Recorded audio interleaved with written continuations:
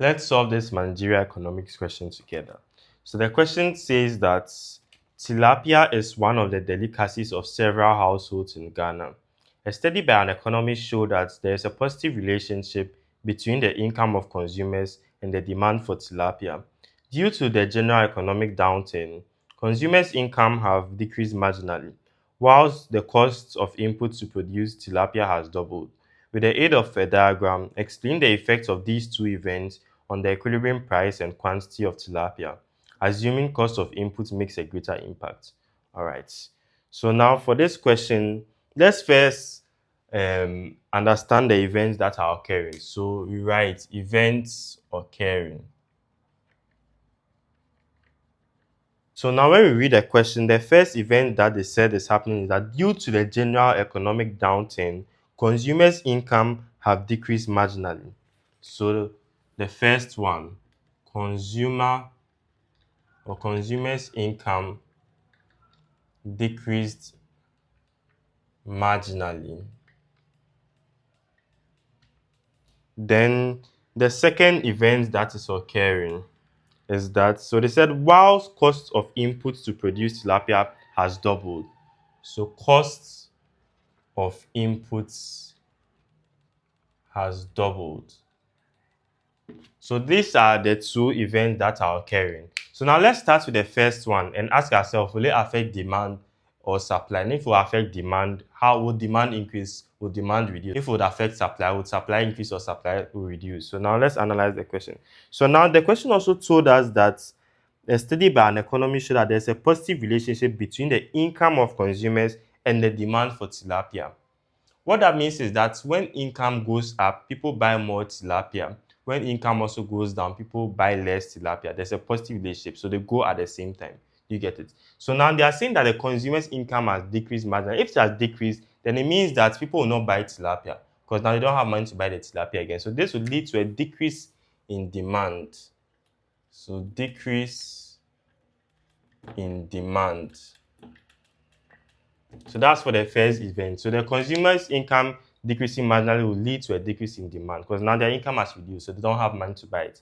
Then the second one, the cost of input has doubled.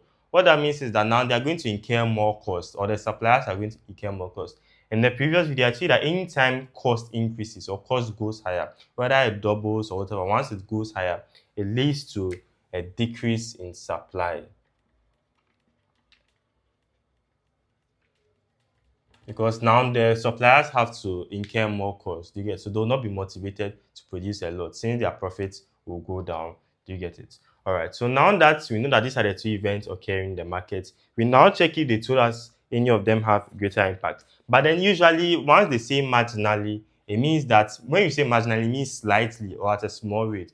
So it usually means that the other one has a greater impact. But then in the question, they told you that assuming cost of inputs makes a greater impact. So they've already explicitly told you. But then in case they didn't even tell you, the one that has marginally usually has a smaller impact. Do you get it? So now if they didn't even tell you, just know that the cost of input has a greater impact than the one that which is talking about the margin. All right. So now they've already told you that the cost of input has a greater impact, right? So the cost of inputs led to a decrease in supply. And if they are saying that the cost of input has a greater impact than the consumer's income, it means that the decrease in supply is greater than the decrease in demand. When you analyze which one has a greater impact, then you look at what happens, and that's what will show you how to draw the diagram. So it means that the decrease in supply has a greater impact than the decrease in demand. So decrease in supply is greater than decrease in demand. You get it? All right, so now that you've been able to do this, you can now draw our diagram. So we draw our y-axis and our x-axis. Then our y-axis is our price, our x-axis is our quantity. Then we draw our x. This is our demand, this is our supply. Then where they intersect is our equilibrium. Then draw short dashes to touch the quantity line. And this is our K0. We also draw short dashes to touch the price line. This is our P0. You get it? So now we are seeing that the decrease in supply is greater than the decrease in demand. So the line between the decrease in supply has to be very big. You get it? So you can do it somewhere here. And this will be our S1. Decrease always comes to the left. If it was increase, it will come to this side. All right. Now is greater than the decrease in demand. So you know that there's a decrease in demand, but it has to be smaller. So somewhere here, then draw or write our D1. Then where S1 and D1 intersect is our new equilibrium. So S1, D1. So here will be our E1. Showing it's a new equilibrium. Then you draw short dashes from E1 to touch the quantity line. Then you label it Q1. You also draw short dashes from E1 to touch the price line. Then you label it P1. Do you get it? So now what is our conclusion? From Q0 to Q1, it goes to the left. From P0 to P1, it goes up.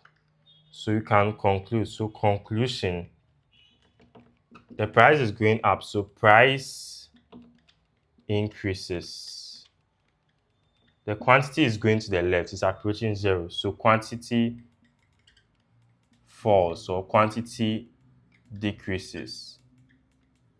So yes, this is how we do for the A for question 2. Now let's move on to the next one, which is the B. All right, now let's move on to the B. So the B says that firewood prices in cities in Ghana have remained steady even though the supply of firewood has been diminished by environmental restrictions on cutting. The daily graphic reports that sales of gas stoves are outpacing sales of wooden burning heads, and that people are burning less and less wood. Use supply and demand analysis to show why firewood prices are not rising while the quantity of firewood burned is declining. All right. So now this question is a bit analytical, but then let's do it together. So now let's first identify the events that are occurring. So events occurring. So now when we read the question, they tell you that the firewood prices in cities in Ghana have remained steady, even though the supply of firewood has been diminished by environmental restrictions on cutting. So here they've already told you that the supply has already reduced. Do you get it? So it has been diminished due to environmental restrictions on cutting. So the first one, environmental restrictions on cutting.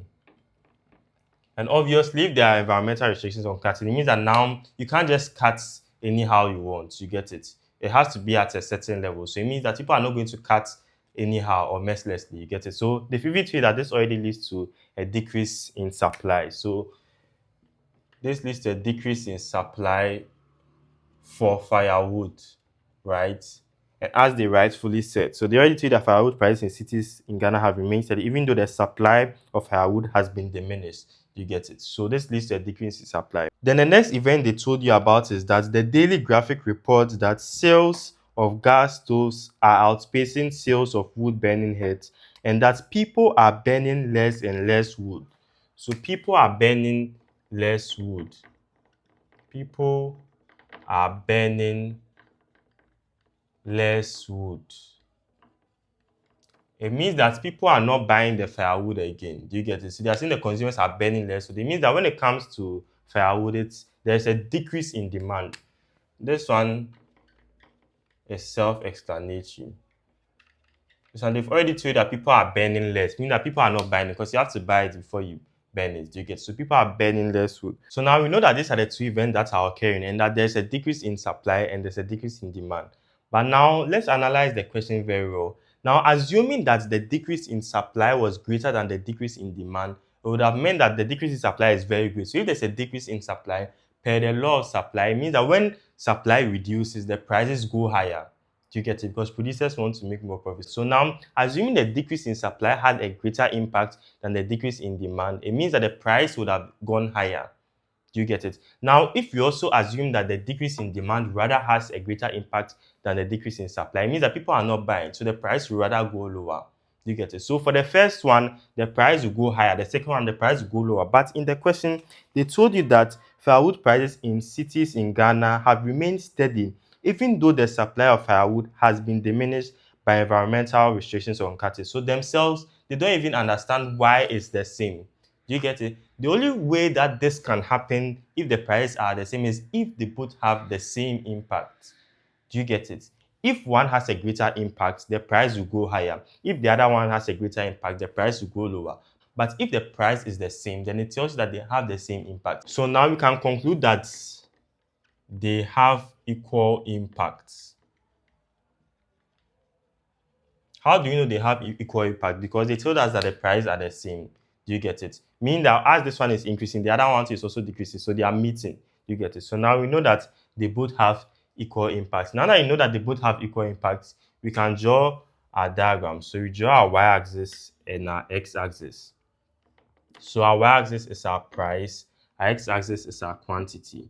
Then we draw our demand and supply. So this is D0, this is S0. So this is demand, this is supply. Then where they intersect is the equilibrium. So you can label it E0. Then draw short dashes from the equilibrium, touch the quantity line, then label it Q0. Then draw short dashes, touch the price line, label it P0. You get it? So now we are seeing that the decrease in supply is equal to the decrease in demand since they have the same price. Do you get it? Per the question, they said the price is the same. And even at the end, they also told you that use supply and demand analysis to show why firewood prices are not rising while the quantity of firewood burned is declining. So after we draw it, you see that the price is going to be the same. All right. So now for a decrease in demand, let's start with the decrease in demand. So for a decrease in demand, it's going to come here. So it should be somewhere here. So you're getting D1. A decrease in supply, you have to make sure that the space in between is almost the same. So you can get something like this. This is our S1. You get it. Then where S1 and D1 intersects, that is our equilibrium. So we can label it E1. So you draw short dashes from E1 to touch the quantity line, then you label it Q1. Then draw short dashes from E1, start the price again. Then you realize that it will touch the same price. So now, what can we conclude? So our conclusion, the price is the same. So price remains the same.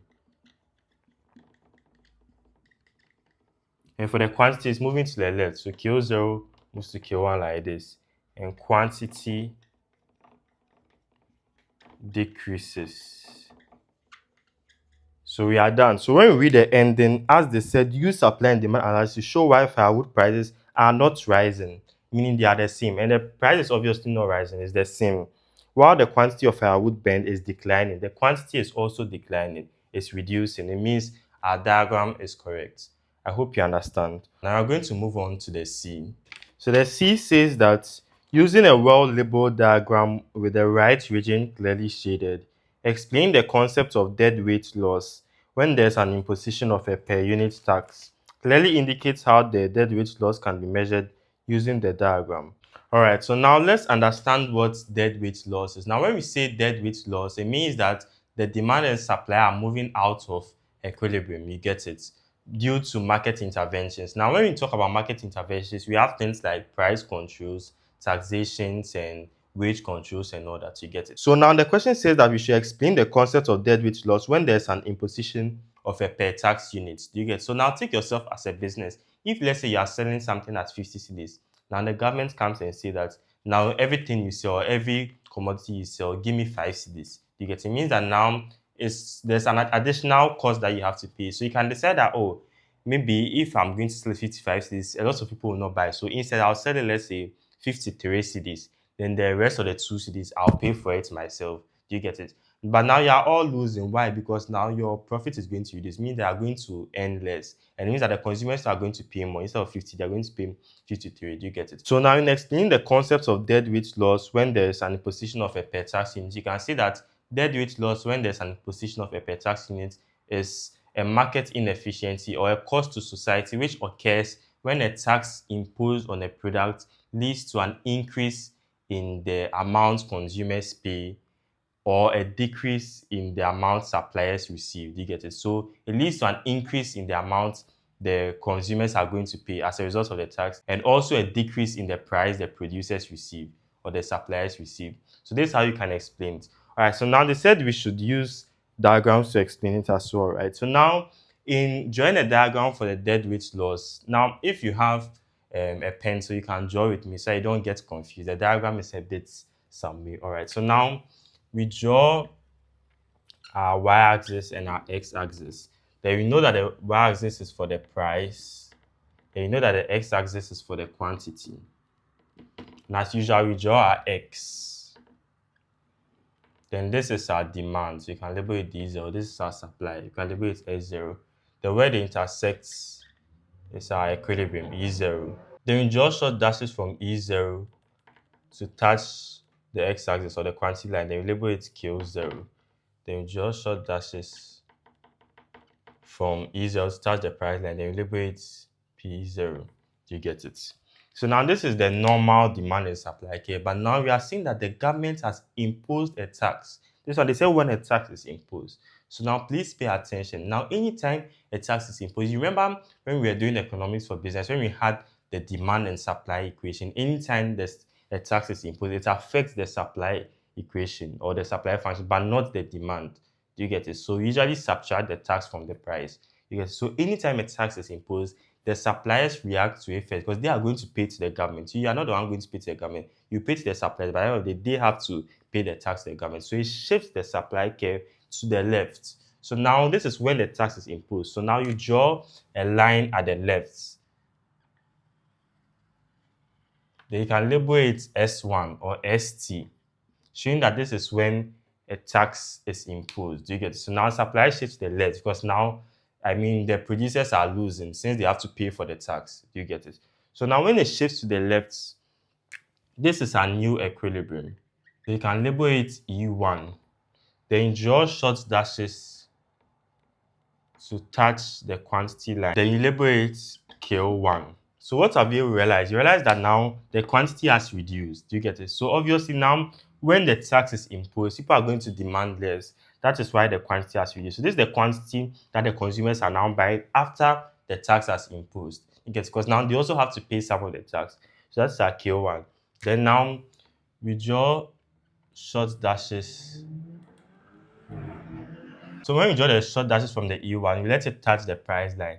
Then we can label it as PC or P1. We label it as PC because this is the price that the consumers pay after the tax has been imposed. You get it? So from the E1, when you draw the short dashes to touch the price line, they label it as PC.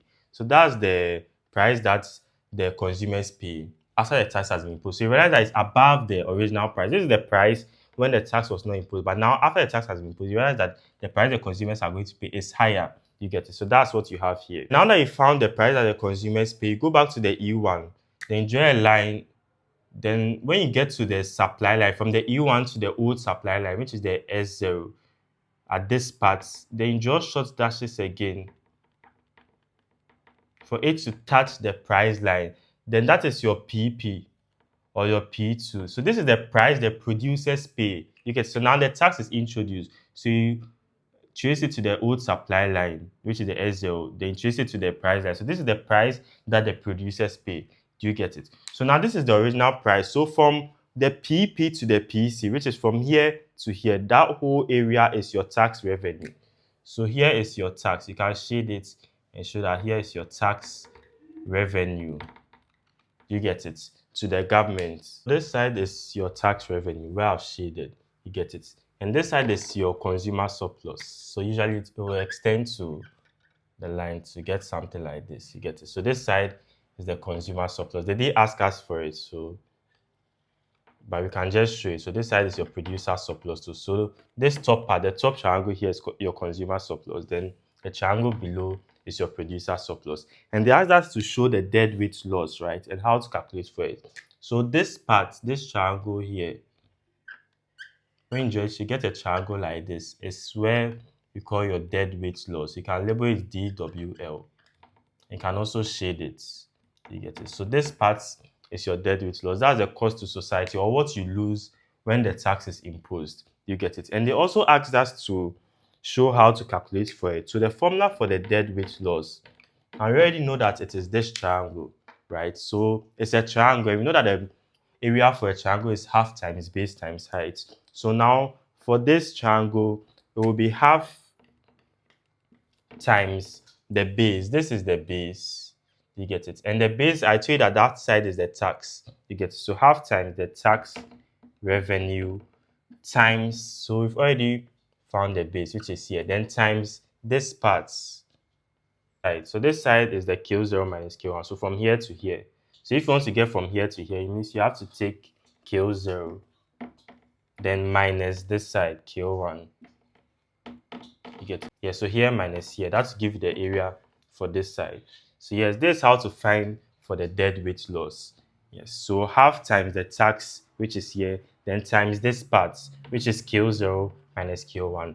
You are going to get the deadweight loss. So that's how we solve for the C. And we are done with question 2.